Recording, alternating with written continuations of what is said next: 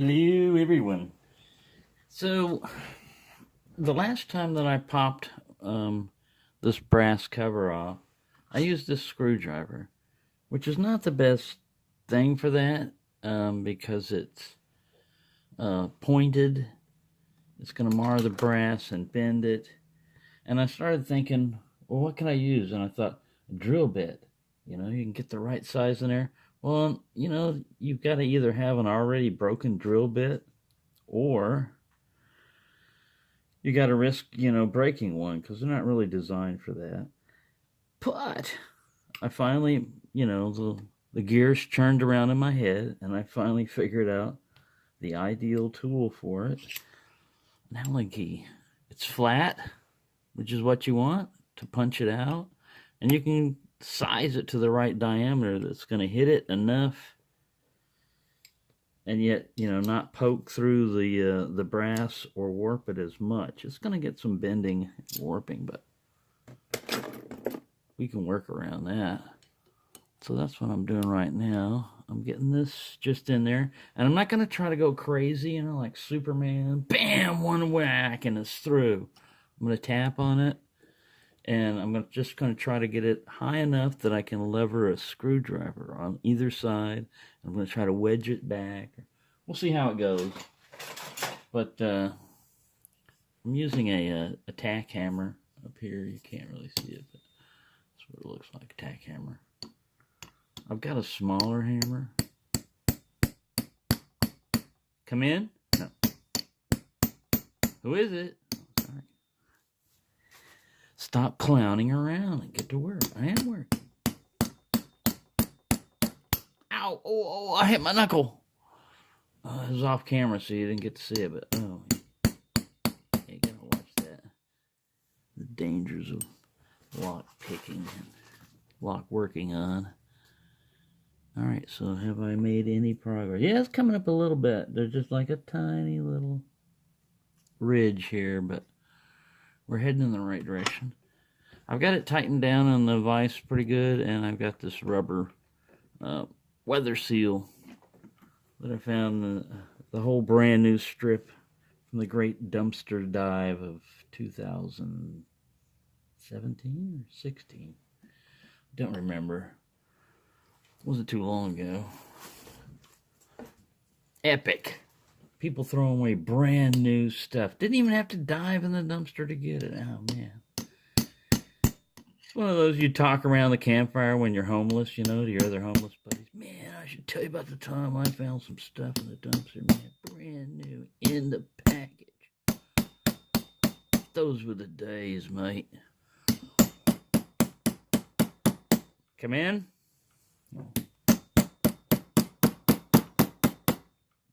We're getting somewhere. I don't know if you can see that. It's coming up. It's coming up. Hello? Ow! Oh, got my thumb again. Ow! Oh, got my other knuckle. These cats are supposed to be helping me out, man. They ain't supposed to be letting this happen to me.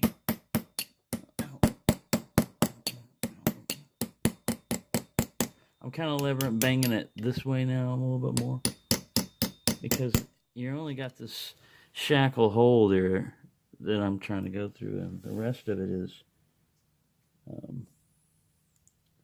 it's not doing too bad. I'm peening the inside of the hole that they drilled to put the locking pole in. I can probably use this now a little bit more to tap it because we're almost there.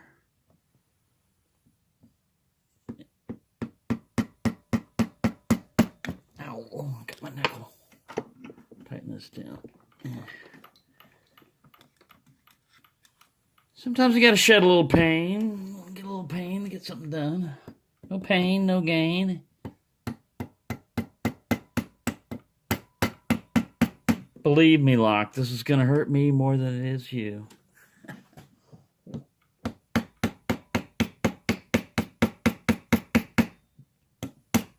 Ow. Alright, we got it. Got it popped. Alright. So you got to watch out because there are springs under here. But this is not a bad method because otherwise the other way of doing it is these individual little plugs, and you've got to get those just right. And then you've got to have replacement plugs, because you're going to have to drill to get them out. This way there's no drilling required, and you've got this thing popped. Now, what we're going after is the core. We're after the core. I'm going to have to pull the pins out, so I'm going to get a pinning tray ready. I'm so highly organized over here. Get that guy. Oh, pick's falling. Pick's falling down. Move out of the way. Get over there, you. You, Master Lock, get up there with your cronies. Right. Alright, you gotta be careful about it, that's what I said. You kind of like lever it up and wedge. Wedge and lever. This broken screwdriver is good for that. Let me get the angle down here. My manual adjustment.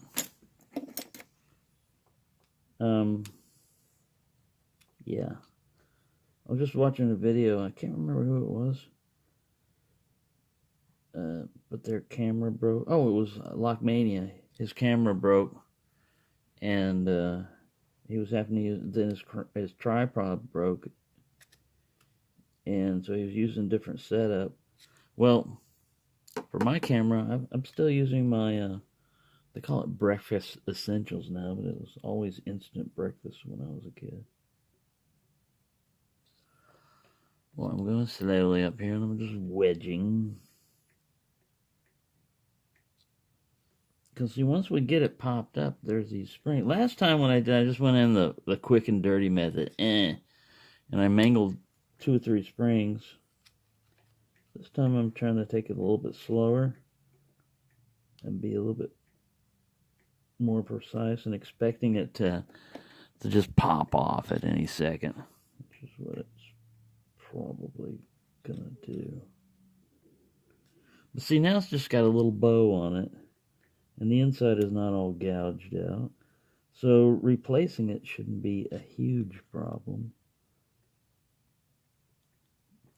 I'm just keeping my thumb up on top of it, and I'm moving the screwdriver through further, but I gotta watch out for the spring on pin 1 because it looks nice.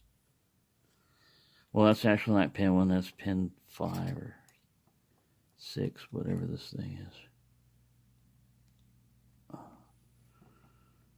Oh! See, I was kind of like watching out for that, but we had a leakage here. A spring escaped. But it didn't do a bad job of, set the lock over here. Set the one spring down. Weird. See, I didn't do anything to that. It's weird how that's all coiled up and then stretched out. Isn't that strange? It's the things that you find inside a lock that you would never find if you didn't open it up or have a detailed description of what was inside. But yeah, it didn't bow it out too much. There's no damage on the outside. The grain of the brass or bronze is going to match this very well. Right here you have the core retaining pin. And then these are the springs. Oh, another spring has escaped. Because it didn't go. If it did, it didn't. I didn't see it. Where did it escape to? I'm gonna extract these guys. Weird. The flat coil part is on the top towards the brass. That's plate. Well, it's fairly large. It should show up somewhere. So now we have our pins down in there. You just hold your finger over it. Dump them out. Now, I knew there was going to be a spool. This guy's like a mushroom. Because he's tapered. Isn't that cool? He is tapered. It's a tapered spool. Kind of a mushroom. Man, no wonder. The sucker was tough to pick. That's just in pin 1. And pin 1 was the one that required, it was the last one, binding order to pick open. Crap, I don't know which way he actually came out. Because there's a thick side and a thin side down here. Let me see what pin 2 is. Another one of those. I dropped 2 of them out because I know one of them's not a driver. Uh-oh. Don't run away, you. Get over here. Very cool. It's going to be loaded up with these. Man. See, Yale was the inventor of the pin tumbler, so you'd expect them to know what the hell they're doing. One of them is a shorter driver, but of the same configuration. I'm going to put it over here. They're doing that to match the pin stack heights. One of them is a longer spool. I mean, mushroom spool thing. Man, look at that driver. Sheesh. We'll figure out who he is. I don't think these are magnetic. Let me check it. No. It's just nickel-plated brass, though. Alright, let's get the rest of them out.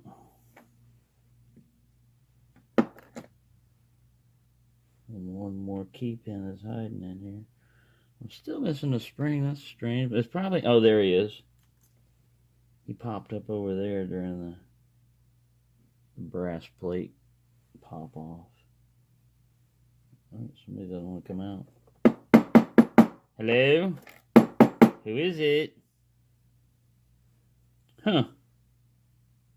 Well, let me get the core retainer to come out.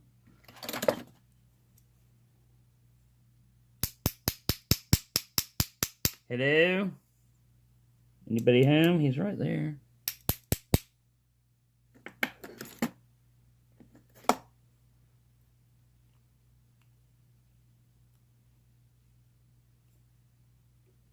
Come on out, you. Stop being naughty. Maybe it's driven in there. You've also got to watch out for this locking ball launching himself. I don't see any other pins in here. All the chambers are empty. It's this guy we got to get out. I don't want to have to drill him. It should be just held there in friction. But you never know. They might have used an oversized steel pin to help keep it in place.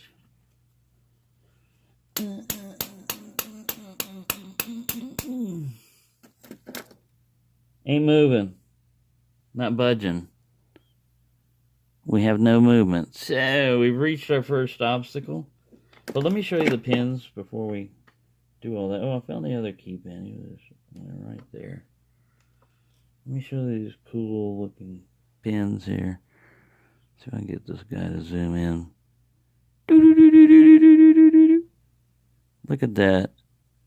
I did not expect to find that in this lock. And it's an older lock. I don't know how old, but I don't think you can buy this style right now. But yeah, very cool. Very cool. If I get this core out, what I'm going to do is, like I said, I can take the core out. Then I can fit that other key right in there and drop these key pins in and see where I'm getting the mismatch from. It's going to be 1 or 2 chambers probably. But some of these key pins will be used even in that other bitting. I don't know where that other lock is hiding. Right? Oh, this guy right here. Yeah. I'm just going to drop that in here. Like this. That way I don't have to cut a key. I don't have a key cutting machine, so even if I had a blank for this, which is very hard, it's going to say Yale on it, so it's going to kind of like match the period. Ooh, look at that. I'm turning the core. Because I have no pins in there. Like, oh, wow, what am I doing? Wow, now it works. Yeah, because you have no key pins and no drivers. You just got the core held in place by this stinking pin here. I don't have... Another thing you could do is drill it. Drill the steel and try to extract it. Or drill around the top of it to open it up. Just a little bit. Don't go all the way down and go crazy. But we'll see. I'm going to try smacking it some more after this. But right now my stomach is growling and this has gone on to 15 minutes. But that's how you get into these type of ones. The other ones, like I said, this came out a lot easier.